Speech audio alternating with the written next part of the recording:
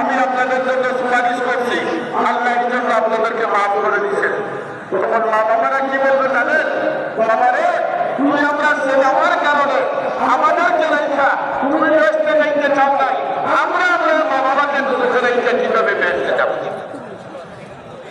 তখন আমি যে কোরআন আল্লাহকে বলবে, আল্লাহ আমার মা বাবা তো বেসতে যাইতে চায় না, তাদের মা বাবাকে দুঃখে রেখা। আল্লাহ বলবেন তুমি সুপারিশ করো তোমার দাদা দাদি নানা নানিকে আমি মাফ করে দিই। তখন সে সুপারিশ করবে। ওরা যখন দুঃখ থেকে বাড়ি হবে তখন দুঃখের লোকেরা জিজ্ঞাসা করবে কই যাও?